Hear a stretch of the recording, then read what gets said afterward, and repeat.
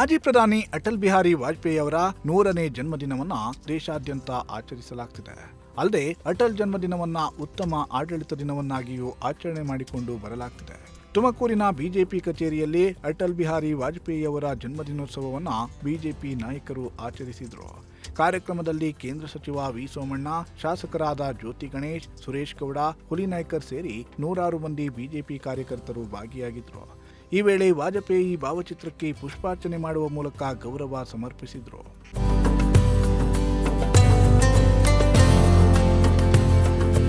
ಈ ವೇಳೆ ಮಾತನಾಡಿದ ಕೇಂದ್ರ ಸಚಿವ ವಿ ಸೋಮಣ್ಣ, ದೇಶವನ್ನ ಯಾವ ರೀತಿ ಅಭಿವೃದ್ಧಿ ಮಾಡಬಹುದು ಎಂಬುದಕ್ಕೆ ವಾಜಪೇಯಿ ಅವರ ಕೊಡುಗೆ ಅಪಾರವಾಗಿದೆ. ವಾಜಪೇಯಿ ಸರಳ ಸಜ್ಜನಿಕೆ ಜೀವನ ಮಾಡಿದ್ದು, ದೇಶಕ್ಕಾಗಿ ಜೀವನವನ್ನ ಮುಡಿಪಾಗಿಟ್ಟವರು ಅಂತ ಸೋಮಣ್ಣ ಹೇಳಿದರು. ಅನೇಕ ಕೊಡುಗೆಗಳನ್ನು ಕೊಡುವ ಮುಖ್ಯನ ಅಂದೇ ಹಿಂದೆ ಇದ್ದಂಥ ಸರ್ಕಾರಗಳಿಗೆ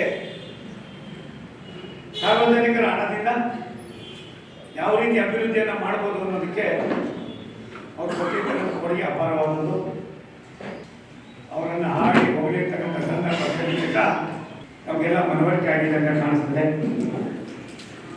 ಈ ಥರದ ಒಬ್ಬ ಮಹಾನ್ ವ್ಯಕ್ತಿಯ 100ನೇ ಜನ್ಮ ದಿನಾಚರಣೆಯಲ್ಲಿ ನಾವೆಲ್ಲ ಕೂಡ ಅವರ ಭಾವನೆಗಳನ್ನು, ಅವರ ಹೆಸರನ್ನ, ಅವರ ವ್ಯಕ್ತಿತ್ವವನ್ನು ತಿಳ್ಕೊಳ್ತೀವಿ. ಹೋದರೆ ಇದು ಕೂಡ ನಮ್ಗೆ ಯಾವುದೋ ಪೂರ್ವ ಜನ್ಮದ ಸುಕೃತ ಅನ್ನೋ ಮಾತನ್ನ ಸಂದರ್ಭದಲ್ಲಿ ಹೇಳಿ,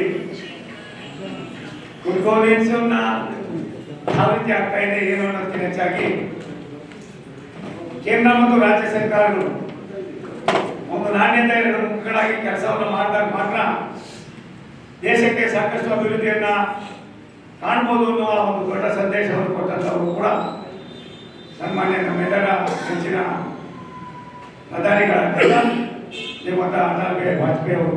ವಿಶೇಷವಾಗಿ ವಾಜಪೇಯಿ ಅವರು ಸೂರ್ಯ ಚಂದ್ರ ಎಲ್ಲಿಯವರು ಇರ್ತಾರೋ ಅಲ್ಲಿವರೆಗೂ ವಾಜಪೇಯಿ ಅವರು ಕೂಡ ಈ ರಾಷ್ಟ್ರದಲ್ಲಿ ಇರ್ತಾರೆ.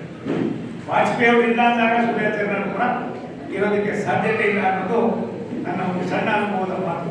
ಅಂತ ಒಬ್ಬ ಮಹಾನ್ ವ್ಯಕ್ತಿಗೆ ನಾವು ಕೋಟಿ ನಮ್ಮನ್ನು ಸಲ್ಲಿಸಿ ಅವರಿಗೆ ಶ್ರದ್ಧಾಂಜಲಿಯನ್ನು ಸಮರ್ಪಣೆ ಮಾಡುವ ಕೆಲಸವನ್ನು ಮಾಡೋಣ ಅಂತ ಹೇಳಿ ವೇದಿಕೆಯಲ್ಲಿ ಹೊಂದಿಸಿ ನಾನು ಮಾತನಾಡ್ತೀನಿ. ನಮಸ್ಕಾರ.